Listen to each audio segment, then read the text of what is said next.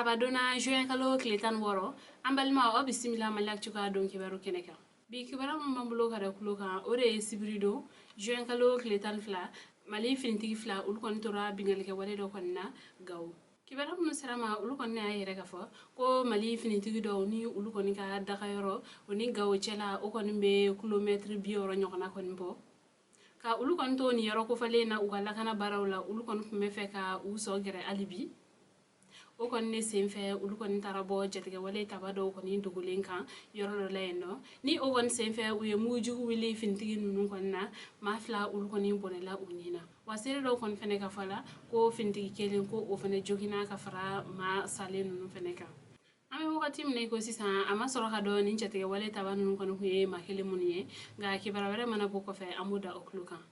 kibara wala mambulo kada kuloka ore albi gawo nyasigi soro kon nayno bingal kala do kon tara kata million woro ni ko kon ta ni ro ko falen kon nala kibara mun salama ulu kon ne ayire gafo ko gaw ale sigi rom kon me no ko soso ko ira ko ye mobli gardo kon na ko ni nyasigi so kon me yen kere felade la ni o nyasigi so kon toye ni tasis ko chamar fatigi do kon tara do ni ngarin kon nala ni kata se nyasigi so yen kon fenema o konna la ni kata o war maralo ko ni ka million woro ale ni wa binan ka boni oye ni marfatigi nun ko ni war nun ko ta ka boli ga ame wakati mne ko sisa ama se ka do makile mun ko ndo ko ka lado na ka fo fene ko mo ko ni mato akoda fe ko wa fene ko mo majuki kibara wala mambulo kada kuloka ore Muhammad Yusuf Bachili ni mbela jeren ko ama ko rasbat ale ko ni bora kasola ka ke ni kunu tratado juin kalo kletanduru kawla do ne kafo kabini mekalo kle woro arasbat ale kon kumbe bamako yenka sububala ka sababu ke ko akoni dansa wale do kon ta kanyasi mali kirblon tigla mo dowma uluka bara kon nala o sababu ya la mali kirblon tigla mo ulu kon ka hagani ni jekulu flabe no na anko luma ko sam ale ni silma ulu kon e seben kon ke ni ka arasbat kale kon wele boko jenninka ni o kon tara kunche bamako kasubumba kon nala kawla do na fene kafo ko ni minalin ko ni kala kasoro arasbat ale era ko ni bora kasola ko amame sabla avril kalo kletan kononton o do yin fene akoni bora kasola o minali ko kun kuye muye ko ale ni mawere ko ko ni keleme ka u fanga faranyonga o wala sa ko ka chama che fanga dafri o kon ne ko fe ni wala ko fene kala ka ke tukuni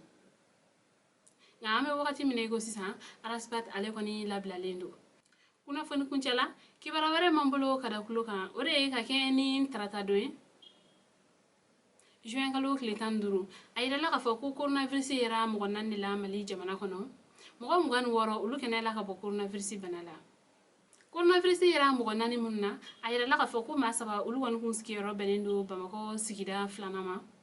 ma kele o era kon fene kun sigiro benendo bamako sigida worna konnama o sababu yala coronavirus era mo munna mali jamana kono ulu koni jate beta mo batan nani ani mo keme saba ani mo bidurunu worola mo munun tan yala ka sababu ke coronavirus banae ulu koni jate be mo keme duru ani mo mugan sabala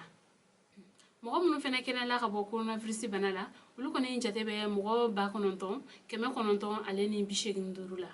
o sababu yala mali jamana nyamo ulu keleme ka wole kan koni la se bela jelen kelengele nama